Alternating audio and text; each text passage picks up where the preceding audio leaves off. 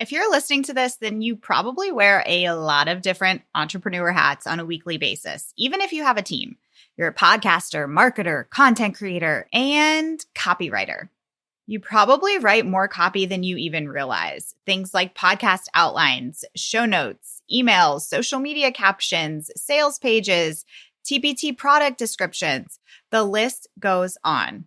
Copy plays a huge role in the success of our business and is often the deciding factor as to whether or not people buy from us. That is why today's episode is all about copy. We are joined by my friend Branda, who is a copywriter, writing emails, blogs, and website copy for not-so-average entrepreneurs. She focuses on nurture-driven copy to help business owners grow their communities and build strong relationships with their audience. Branda tells us all about what nurture-driven copy is and how you can create copy that supports your business goals. Plus, she'll share some great tips on how to plan, batch, and repurpose copy. Let's go ahead and get started. Your podcast is a powerful tool that serves your audience and your business. But how do you manage it all, bring in new listeners, and convert those listeners into customers? That's what this show is all about. Welcome to Podcasting for Educators.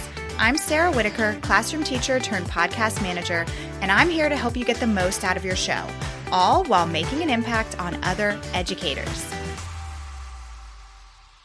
All right, we are back with Branda. Branda, welcome to the podcast. Thanks for being here. Hi, thanks so much for having me. Of course. You did a training for my newest audio course, well, my only audio course, but my newest course that I created, Podcast Like You Mean It. And it was so good, all about creating your nurture sequences. So I am really excited to have you on this podcast as well. And we're going to be talking all about copy, which as business owners is a big piece of our business, with sales pages, emails, podcast outlines, podcast scripts, however you structure your podcast planning. But it's definitely a big chunk of what we do. And I know it's something that a lot of people struggle with. So I'm really excited to get your insight on that today. And let's just jump in. And I know you talk a lot about nurture-driven copy. So can you kind of explain what that is? Yeah. So a lot of times when we think about marketing or copy, we kind of tend to think sales because that is ultimately our goal. But nurture-driven copy is kind of coming from a different angle, saying that first I want to start with the relationships. I want to start with the connections that I'm building. I want to make sure that I'm establishing a good rapport with people, because ultimately that is going to be a big distinguisher on whether people decide to buy from you. There are people who go to just like search engines and are going to type something in and you happen to have what they want and they're like, cool, I'm going to buy it. But also there's a lot of times where, especially when it comes to like maybe listening to your podcast or buying your membership, that it's going to actually take having that conversation with them previously and building that relationship with that person for them to actually want to listen to you and to want to learn from you and to want to work with you. Yeah, absolutely. I couldn't agree more. I think it's really important to think about the different types of buyers out there. Like some people are really quick to buy. Some people don't even like look at your sales page. They just know that they want what you have to offer. But other people do need to get to know you over time. And so, yeah, I think copy comes into play a lot. So how can you plan what your goals are in your business and then create copy that really supports what you want to accomplish? Yeah, so this is really huge for me. And I practice what I preach on this one. I definitely feel that planning is the ultimate key to a lot of success in marketing, but especially when it comes to your copy.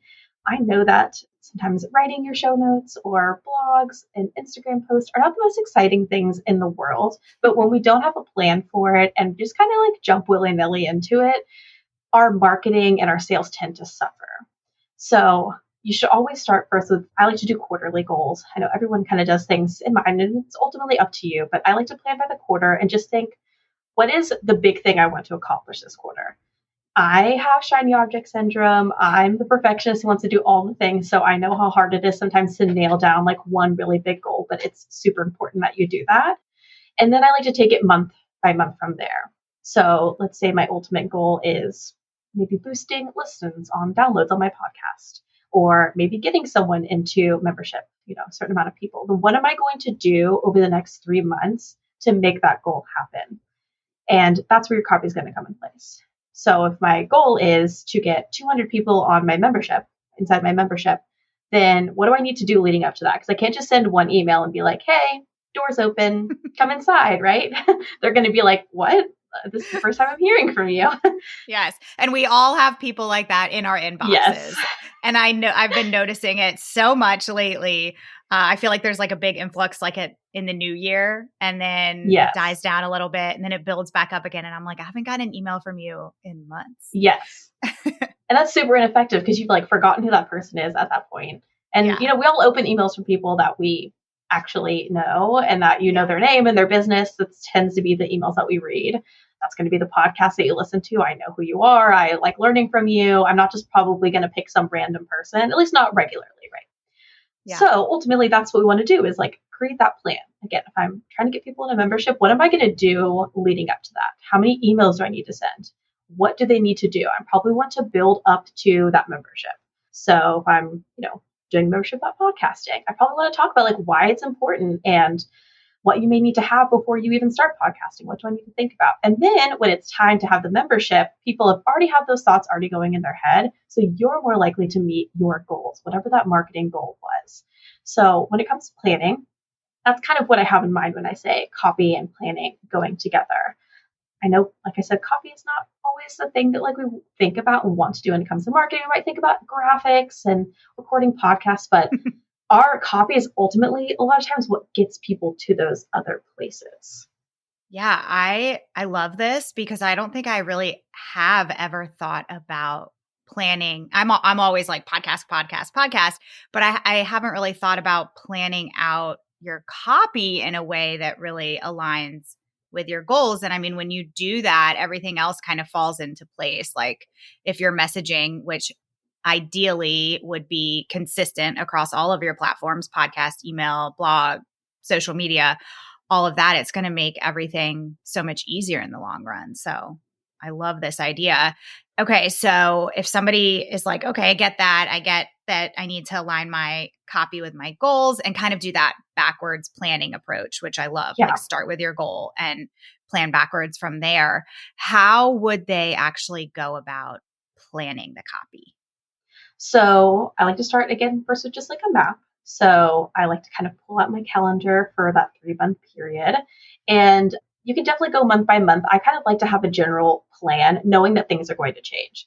If you plan out a whole quarter, things are going to change. Life happens, so don't think that it's like, I have to stick to this. And if I don't, I'm a failure. Nope. I change mine all the time. So, but having a roadmap and plan can make adjustments easier. Just like your teacher, you know what it's like. Your lessons get moved around, curriculum changes. We know to adjust, but at least we know where we're going. So it's easier to move those lessons around. So have that quarterly plan, begin creating those maps, and think about the types of content that you need to have.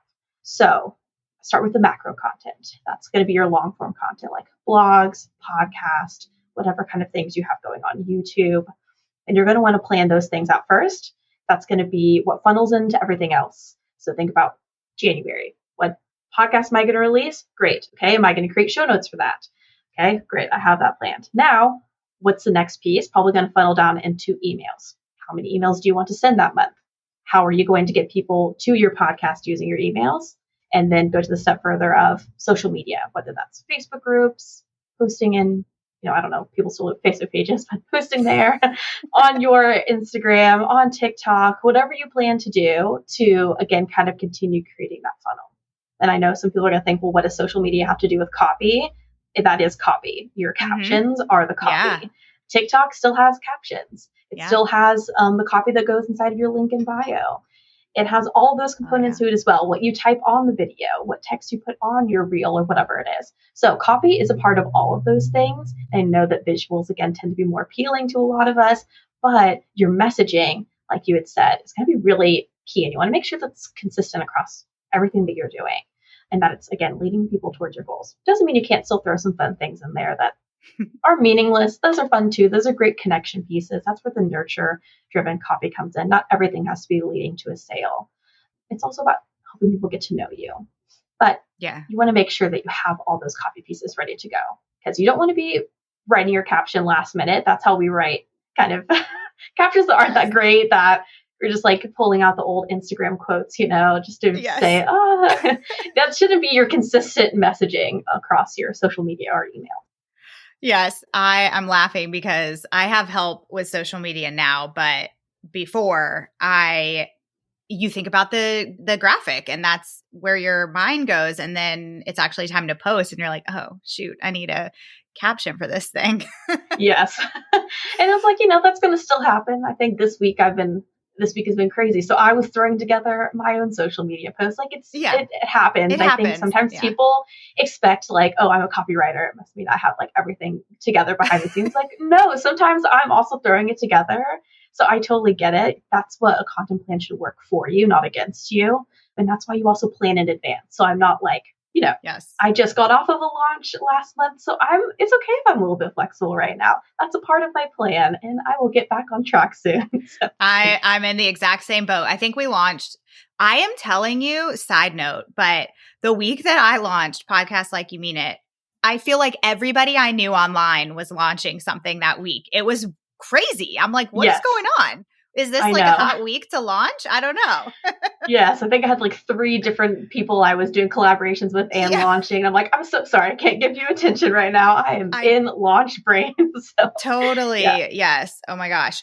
And okay, another side note, and I did not ask you this before. So if you don't have an opinion on it, it's okay. But as we're talking about this, I am super curious what your thoughts are on AI. I knew you were going to say that. Okay, so I do have some thoughts, and I want to preface by saying that all these opinions are based on AI as we know it, right? April 6th, 2023. Exactly. So that may change at some point in the future. Mm-hmm. But I think right now I kind of have like 2 big things about AI that I've learned. One, I think one thing to be careful with is the ownership of your content. Yes. That's something that I've just heard that I don't have Chat GPT, but I think that's part of kind of the initial contract you sign at the beginning is saying like, this isn't really yours. Technically, this is Chat GPT stuff. So got to think about that before you put your content out there. Yes. And also Google is going to get really good. It's already working on this and it's going to continue to work on it. Now the AI is becoming huge at noticing what is AI content, because when it comes to SEO, it's all about value.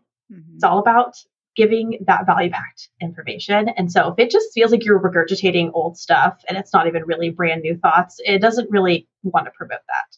So I think that's the 2 big caution areas. However, I think AI can be really great for generating ideas.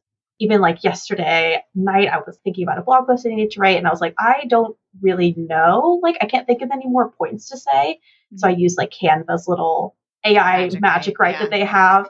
And it just kind of helped you come up with some ideas, right? It doesn't mean I don't want to use their scripted post of what they say. I'm not going to use all 10 of their points, but I'm like, oh, that's actually a good point. I didn't even think to put that in there. Now I can make sure I add that and put my own personal spin on it, put my own personal thoughts and opinions on that. I'm not going to regurgitate what they told me. I think that is what's important, is your personal spin on the information. Because let's be honest, none of us really have that many original ideas, So it's all about your personal take. Yeah. Okay. I couldn't agree more. I have the exact same thoughts. People have asked me, have you done an episode on using AI tools for podcasting? And I'm like, I haven't yet because I'm still a little bit cautious of it for the exact reasons that you pointed out. And I'm still kind of like experimenting and trying some of the different platforms. And I'm totally with you. That's kind of how I've been using it, as just like, oh, that was one thing I didn't think to put in there. Or I'll use it for like generating podcast episode titles. I think it's really great for that. Just kind of like sparking ideas to give you a jumping off point. Okay. Definitely. Sorry, that was a side tangent, but I just had to ask. I couldn't help myself. Okay.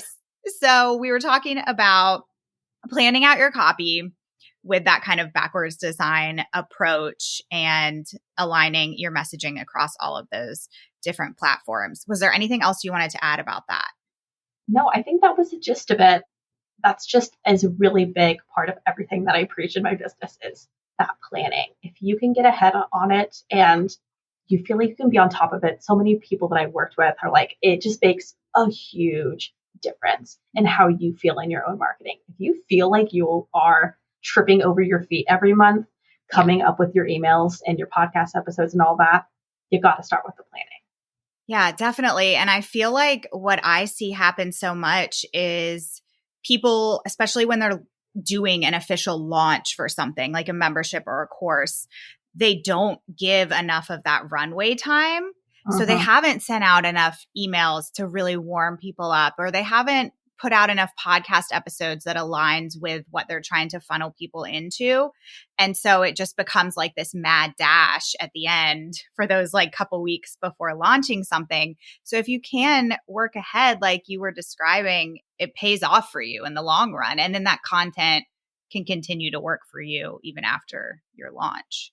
Agreed. And I think one of the big hesitancies that a lot of people have with like planning ahead or doing that runway, whether it be for a launch or whether it be for a new product that you're coming out with, they feel like they're talking about the same thing all the time. Like, I'm just repeating myself and that's so annoying and I'm tired of saying it. So everyone must be tired of hearing it. And it's like, actually, no. Most people probably aren't reading what you put out every single time. They're not seeing all of it. You're tired of it because you're saying it over and over. And if you feel like a broken record, unfortunately, you're probably doing it right. Yes. I know it's not fun. Launching can be really exhausting.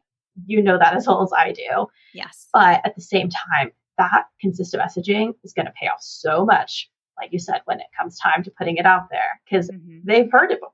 Hopefully by that point, right? You've said it for 2 months, you've let it up, and they're like, I'm ready to buy, or at least they're like, I'm curious. That's at least a place we want people to be in. Yeah, definitely. And when we think about like a traditional launch, it's always been that webinar that like really kicks people off. But I know so many people are trying to find other ways to launch things without doing live webinars, myself included. And copy is like the most important thing when it comes to that, because email ultimately, at least in my experience, is what really like seals the deal with people. Yes, I totally agree. Getting people on your email list is king. So yeah, for sure. Okay. Now kind of along that topic of planning ahead, in terms of batching, because this is another thing, like I know so many people love the idea of batching and they want to batch, whether it's podcast episodes, emails, show notes, whatever it is, but actually doing it is really difficult. So how do you approach batching? What are some of your tips for that? Yeah, it kind of goes back to what I said about starting with the macro piece of content and working down. If you're going to try to write an email about a podcast you haven't even released yet or a blog, that's going to be pretty hard. So you should probably start first with batching those big pieces that are going to funnel into everything else. Yeah. And then when it comes specifically to batching email, I like to start going in the phases. So start with drafting. And drafting should be like word vomit on the page. We get so caught up in like just writing it perfect the first time you do it. And it's not going to sound great. Even as someone who writes full time for people, I just throw it out there, Yes. And it sounds like trash. I always tell my clients, don't read that. That's not for your eyes yet. Yes. And then, do the batching of just getting it out there, set a timer, and then go back and do the batching of editing, do batching of revising, right? And that's when you're actually combing through. Then go through and actually pick out images you might want to put in there. Make sure all your links are good to go. And I like to do this in a Google Doc. So then I have access to these later. It's really easy for me to find my emails later. And then batch putting them in. And you're just going to find it goes so much faster when you're doing each thing in a segment and you're not trying to go back and forth in your brain on exactly what you need to be doing. And you can really knock out, if you're doing weekly emails, 4 to 5 emails a month, you could easily get that done in a course of a week if you spend each day just doing one component, right? One day you just get the words out, next day you do some editing, whatever. But just break it up into chunks that's more manageable, and you'll find that brain switching won't hold you back as much. Yeah, that's a great tip because it is true. You use different parts of your brain for all of these different tasks, and it does get to be a lot if you're doing everything at once and then doing everything at once again after you finish that. Also, I need to start writing my emails in Google Docs because it's so hard to find in your email provider. Oh, yes, it is. Especially if I don't know what email you use, but like ConvertKit, if you search in there, it like only pulls either the subject line, or I think also the like coding that you might put in there. And so it's just annoying if you didn't mention the name of that later. You're like, where is that email? Yes. Because yeah, I mean, that is a big part of repurposing. Why not reuse old emails? No one's going to remember that email that you wrote 10 months ago. 100%. Yes. Yeah. 100%. Even like launch emails, I reuse them and just tweak them and like change certain things. And it's great. It's the don't best reinvent thing the ever. wheel. Yeah. Totally. Okay. Now I feel like you've given us some tips about repurposing already. We've touched a little bit on repurposing, but what else would you say in terms of making content repurposing simple and easy for people? Yeah. I think it kind of goes back to what we were just saying about putting things in a really convenient place. Find somewhere that you can keep track of your information that's easily searchable. Airtable is like my go-to. I put all of my Instagram graphics in there, all of my captions. I put my emails, my blog links, everything's inside of there. So later, if I want to talk about the same blog again, I'm like, why would I create new graphics to go on Instagram? I can just pull these right here. Why would I try to search on my website for this blog that I wrote that I'm like, I can't even remember what it's called and try to read? No, just pull it back up. Yeah. Emails can be a little bit trickier to keep in a great place. That's why I think Google Docs is probably the best place to go. And I typically label them by like quarter. So I feel like quarter one's emails, quarter three's. And then you can just make a note for yourself inside of Airtable or Google Sheet, wherever you're tracking your content plan. Make a note of where you put it. I like to even just put the link to the Google Doc there. Yeah. So then I can easily just click on it later. I can find whichever one I need and pull it back up. I do that for my launch emails too. It makes it super easy. I don't have to like hunt them down because no matter how organized your Google Drive is, I feel like somehow I always lose things in there. So yes. Same. I love that idea. You are like the fifth person in a row who has said how much they love Airtable. So yes, I need to start using Airtable. And I'm going to ask you the same question I just asked somebody else I was talking to. So you use Airtable for that. Do you use something else in addition for project management? Yeah, so I use Airtable more for like tracking my content, and I also keep track of client information in there. Mm-hmm. But for actual project management and to-dos and all those kinds of things, I use Monday. Okay. I feel like you just have to find one that works for your brain. I feel like I've tried all of them. For sure. And Monday has just been the one that I feel like it's very visual if you're a really visual person. Yeah, one of my clients uses that. I use ClickUp, but I have a client on Monday and I like it. I like it a lot. Yeah. Perfect. Well, you gave us lots of good information. Thank you so much. Is there anything else that you wanted to add before we wrap up? No, I don't think so. I really appreciate you letting me come on and chat about copy. You can definitely get me going for hours about that. So. Of course. It's something that we haven't really talked about on the podcast yet. So I think it's going to be awesome for people to hear. Now, can you let everybody know where they can find you online? Yeah, I hang out on Instagram. That's my go-to place at The Relevant Collective. And of course, I have some freebies on there if you want to sign up for my email list. I do send weekly emails. And other than that, I have a great place where I talk more about copy called Copy Obsessed. It's not really a membership, it's more a program because it's lifetime access, you buy in, but talk about building your brand voice, that you can have that consistent sounding message and tone throughout all of your copy, no matter where you're writing it. I also have lots of swipe files in there for writing emails, and I'm building it out for launch emails in the future, blog copy.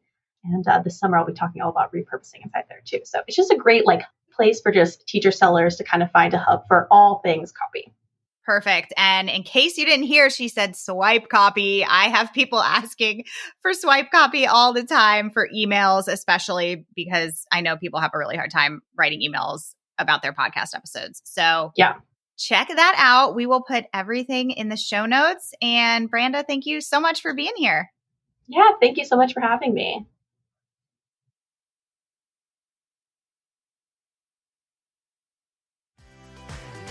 Thanks so much for listening to today's episode. To keep this conversation going, connect with me on Instagram at Podcasting for Educators. I'm always looking for an excuse to talk about podcasting. If you're looking for support in launching, managing, or growing your podcast, check out my online course, the Podcasting for Educators Prep School, at podcastingforeducators.com/prep school. I'll see you here next time.